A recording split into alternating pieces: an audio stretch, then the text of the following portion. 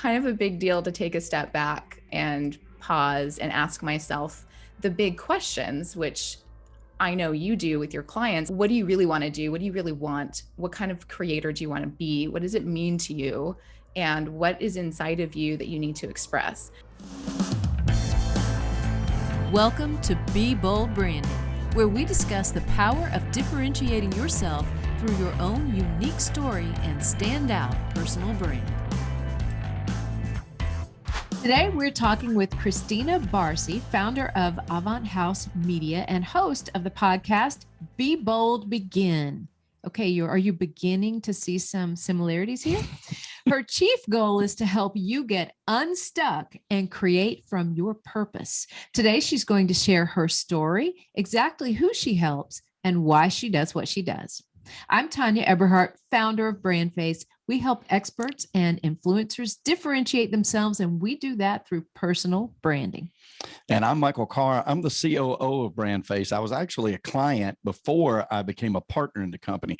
Almost 8 years ago, Tanya taught me these lessons, and it made my company so successful. I wanted to be a part of growing that and sending that out to other people across the world. Now we're the most comprehensive personal brand building system across the globe, and we would love to welcome Christina Barsi, better known as Barsi, to our show.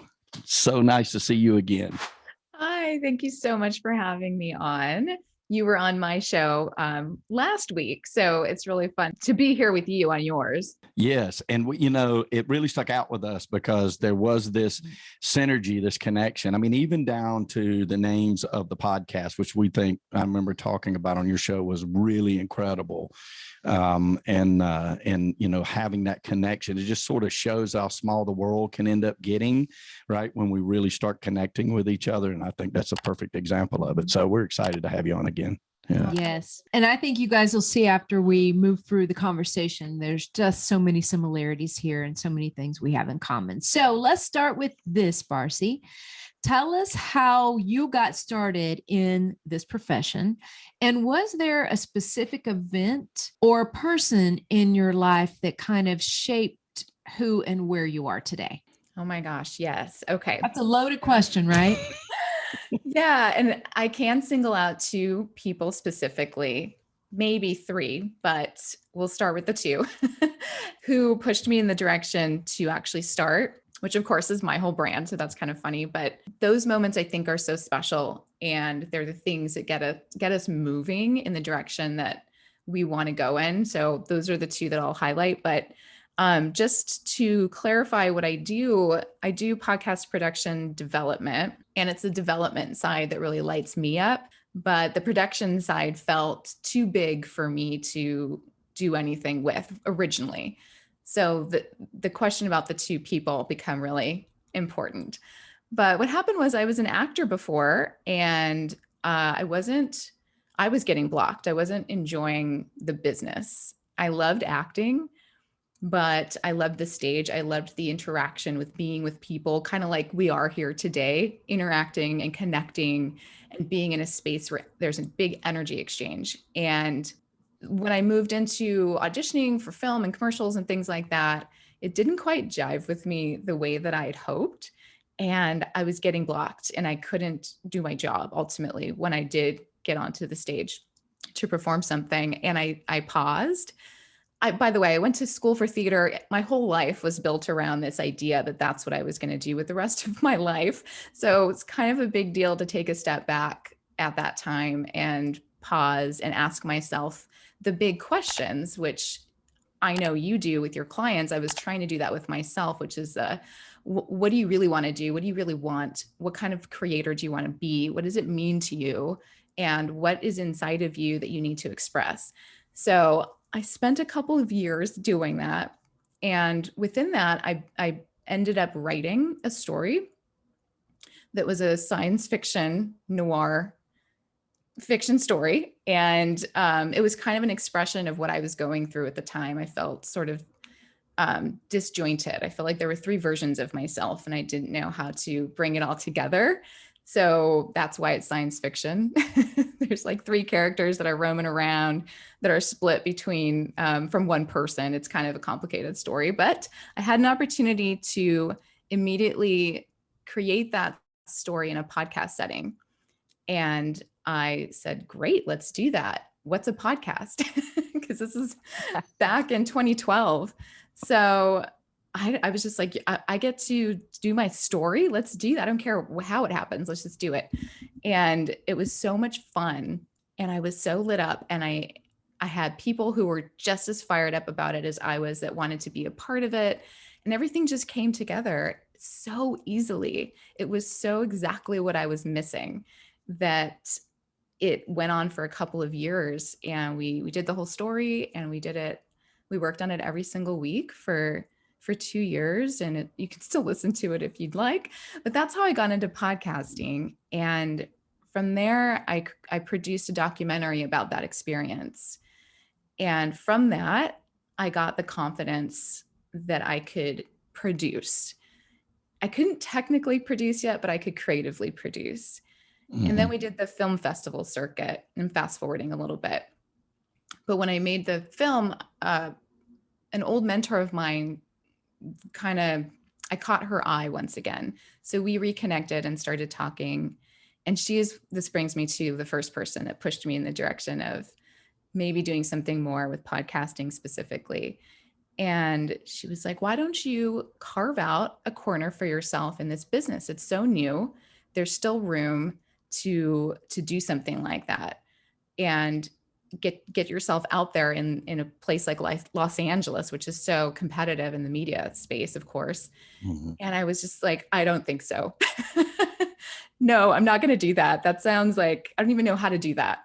I don't really know anything technical.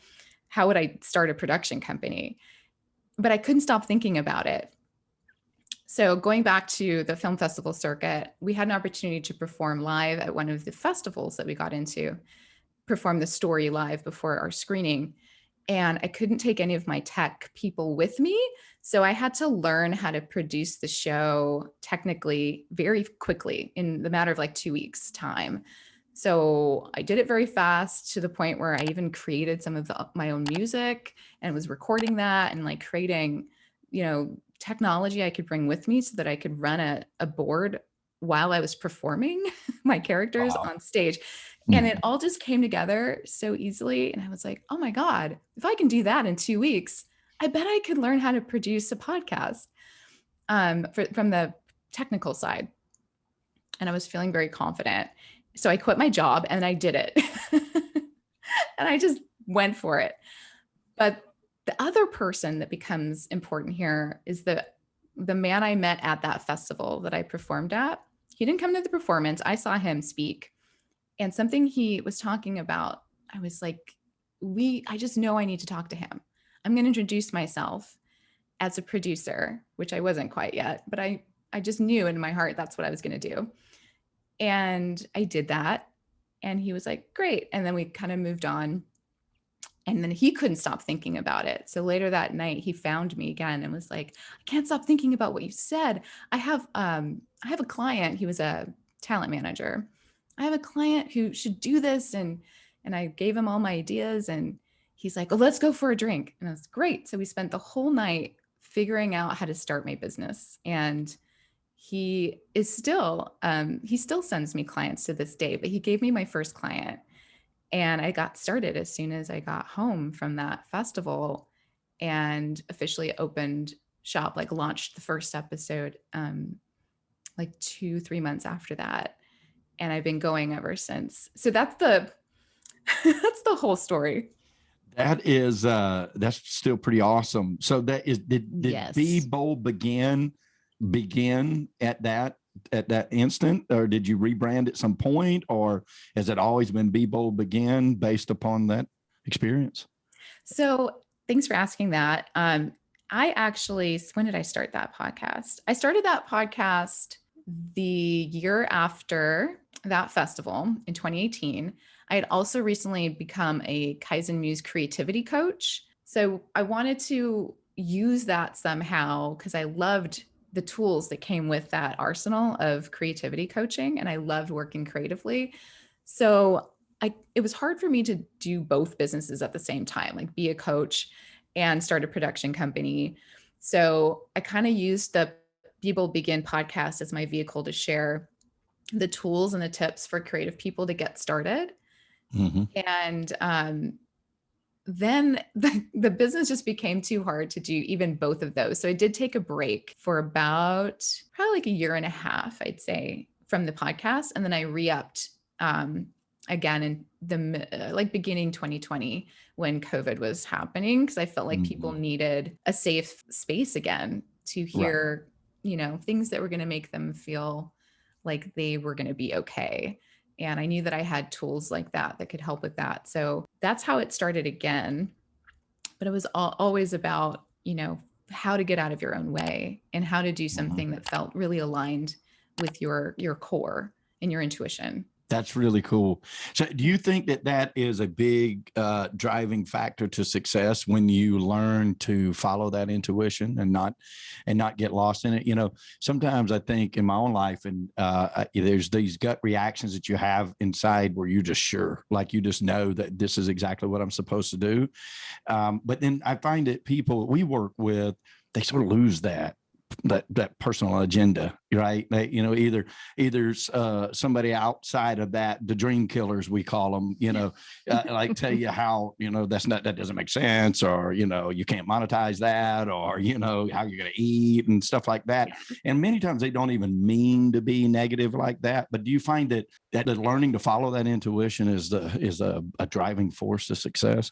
You said a lot of things there that I feel compelled to comment on, but to answer the question, I do think it is the easiest path to success, or the most natural, the most comfortable, the most aligned. Probably aligned is the best word to describe what I'm trying to say. I think success is definable, and I think it's individual, and I think we all have to figure that out. I do agree with that. Yeah. And I'm glad you clarified that, actually, because, you know, we should not be defining success in any competitive way, right? It's not these living our life and living the dream that we want to live is not running a race in the Olympics, right? So we should not be comparing ourselves in any way, shape, or form to anybody, even if they're in the exact same industry that we're in.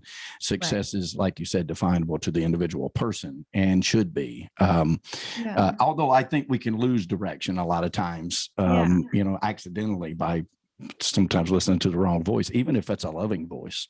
I know personally with me, it would have, you know, if I'd have listened to my mom, who is, you know, the second most beautiful human being on earth to me, they, you know, I wouldn't have been an auctioneer that led me to being a real estate broker, that led me to Tanya, that led me to BrandFace, that led me to being the Abundant Life broker. None of that would have happened if I had been a mail carrier.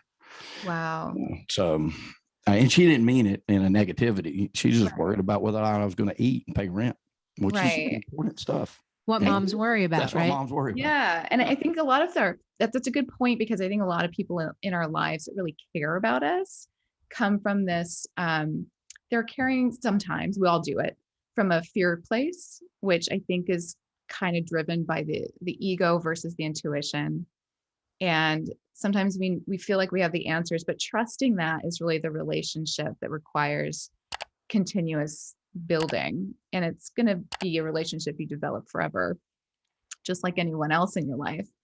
And the ego is the default thing, because a lot of us in society kind of helps us with this, where, you know, it shows us and teaches us over time that you can get success by focusing on these things that are quote unquote ego driven, just for the sake of this part of the conversation. And they will work, you will get there, but it may be really painful.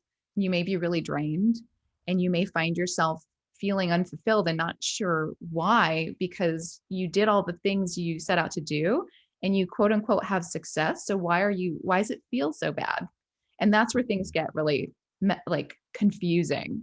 And we have to kind of recircle and talk to people like you, or spend time with ourselves, or whatever works for you, what stage of the process you're in and what works for you. But I think that's what happens. And we all will go back and forth on it at times, because life circumstances will come in and dictate which default we're going to lean into and trust. Right.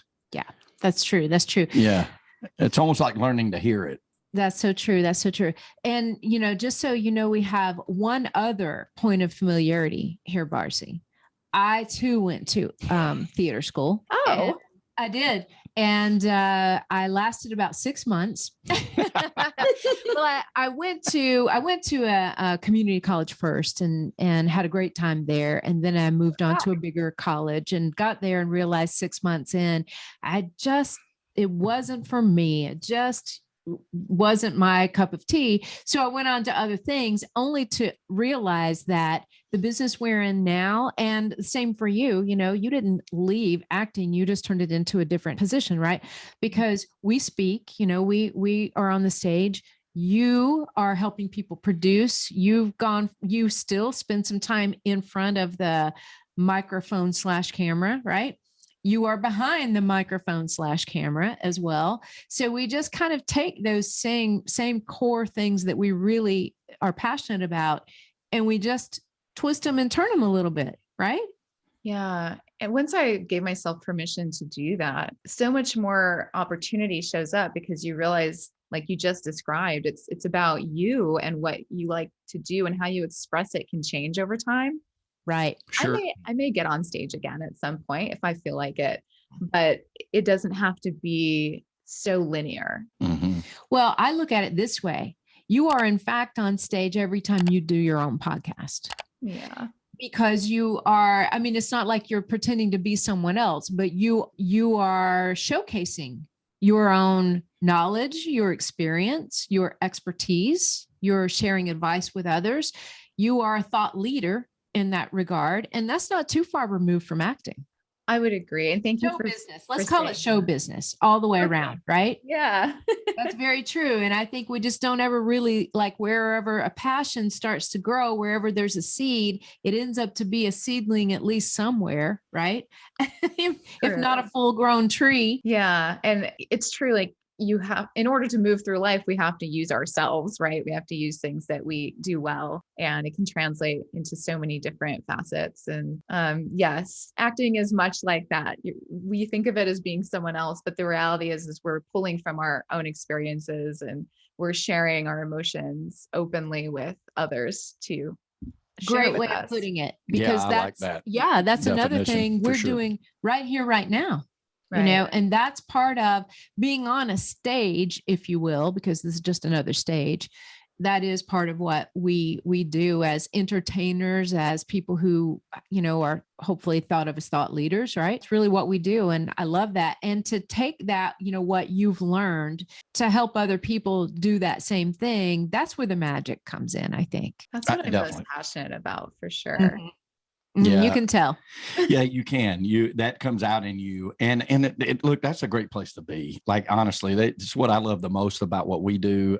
Period. Like what I do in every facet of my life, the real estate business that I grow every day based on the BrandFace principles, and then the people I work with in BrandFace. It's always the same thing. I'm just trying to help people do and achieve the things that they want to do and achieve as best as I possibly can, and direct and help them to get that. I got to ask this question: like, what do you think is the number one major thing that holds people back from living their purpose? I think it comes back to that trust factor. I think trusting ourselves is one of the hardest things to do when we don't have practice. And even when we do, it can still be really hard depending on what's going on around us. I think we work against ourselves quite a bit. And I'm generalizing, of course, but we need to create environments for ourselves that support our well-being, and we need to trust that we're worth that. And a lot of that comes back to all kinds of things, like blind spots and what areas of self-worth we need to grow into, or trusting our the thoughts in our minds and our intuition and all of the things. But I do think that most of us get in our own way at some point. I would definitely think that is true. I know I do. There's many times that I know specifically I should not be. It happened just the other day. I don't do anything on the Sabbath. That's just the way it is, right? That's my belief system, and I devote that time to the Lord. So last Saturday, not this past Saturday, but Saturday before, I just happened to go to the junk drawer and I can't find the keys to my truck. And I spent the next 2 hours tearing the house apart, trying to get to the keys of my truck. And finally I sit down and I'm like, you know what? like I am torturing myself for no reason. I had another set in my truck. I didn't have, and then I look back on it, and then every day since, I'm like, you idiot, like you just got in the way of yourself for no reason, wasted 2 hours that you could have been reading or doing something positive, or you know what I mean? Worried about finding some set of keys you don't even need. And I thought, That's how many amazing. times do we do that as human beings? And we sacrifice the important for the immediate, and we should not do these things. But it just goes to show that even when we know from a point of reason and sanity, we shouldn't do these things, we still do them sometimes and get in our own way. So hopefully people get something from this. That's such a great example. That was a good example. That was great. Okay. So it's come to the part of the show now, Barsi, where we get to ask you 5 very important questions about your personal brand. All right. And here's the first one. What sets you apart from others in your industry? I really do think it's that nurture piece. I'm all about building that foundation, and everyone that works with me has to uphold that culture of making a safe space, creating an opportunity for people to trust their creativity so they can be creative, so they can have an open channel for trusting the reason they showed up in the first place. Because that's a very up and down experience going through figuring out what your message is. It's a lot like branding. And I think that's why we have so much synergy. It's a lot of that foundation work is very similar, I think, to working with an individual and trying to figure out what they're all about. It's kind of the same thing. It works for brands too, like bigger companies, but we really have to tap into that core and spend time with each other as humans. And it's human first for sure. And all that monetization, I'll do all that stuff we'll get to. But that foundation will make sure you don't have cracks in your process as you go. And I do take my time in that part of the process. So people kind of have to be ready for that to work with me, but you will have a long career in it with your show if you do spend time doing that. So I think the longevity, the big picture, we consider all of that as we're creating the show and figuring out what the best system is so that you don't get burnt out. All of these processes that we put in place so that you are completely set up for your defined success.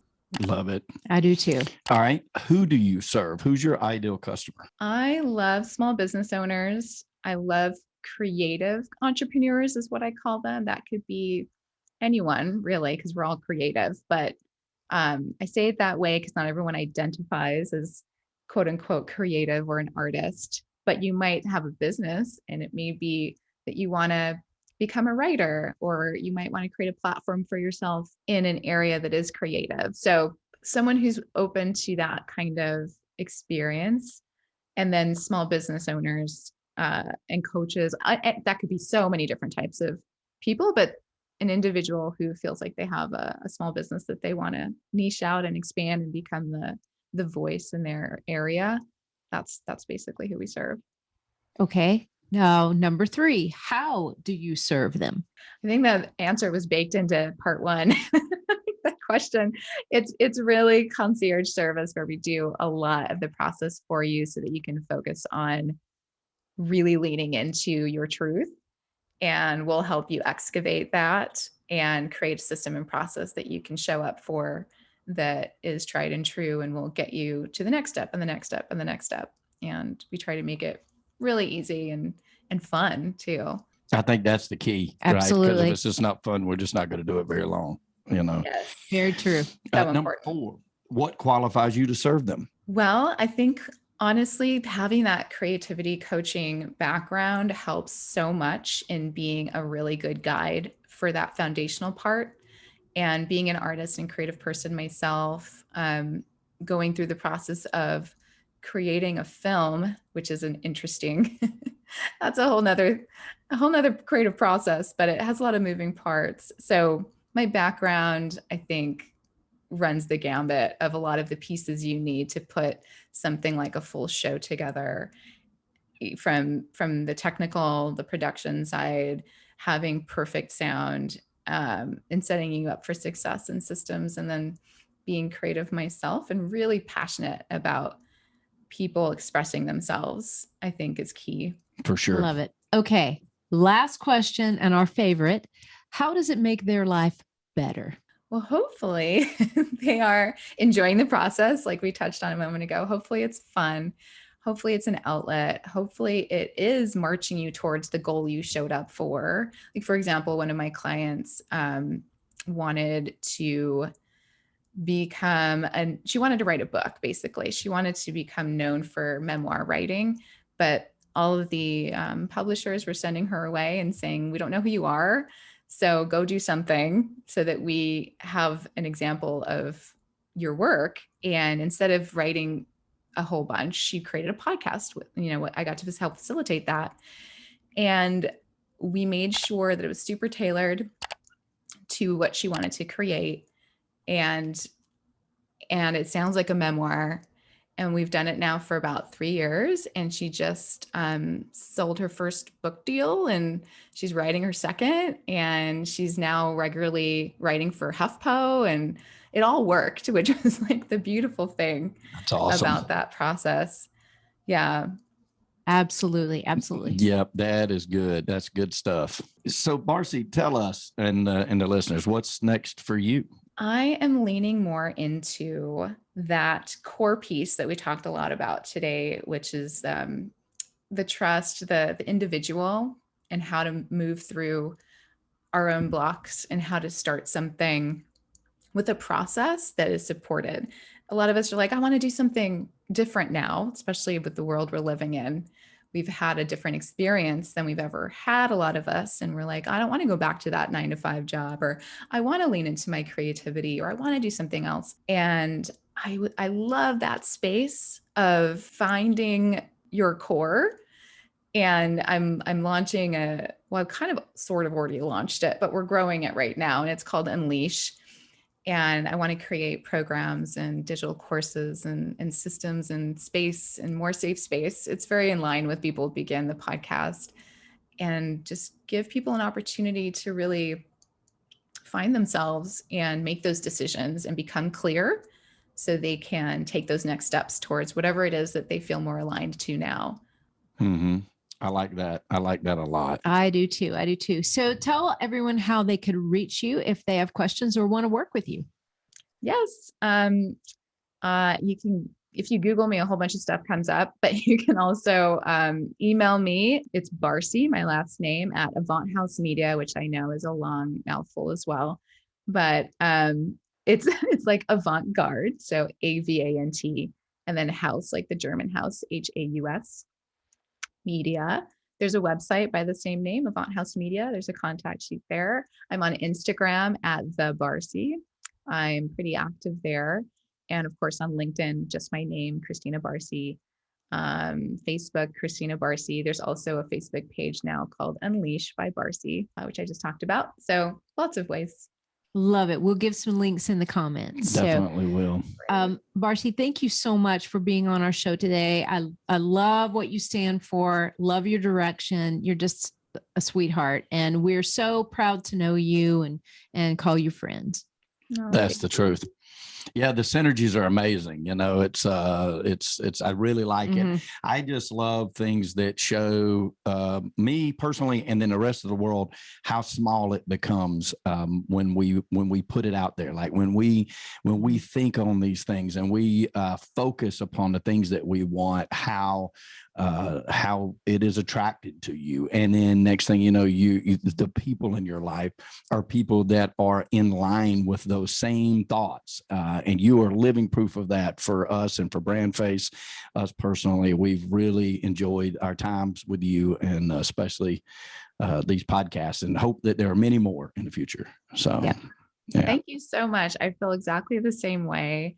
And you just said it perfectly. When we do lean into who we really are and the things we really want, then it comes to you. You find other people who share the same things, and it just becomes easy.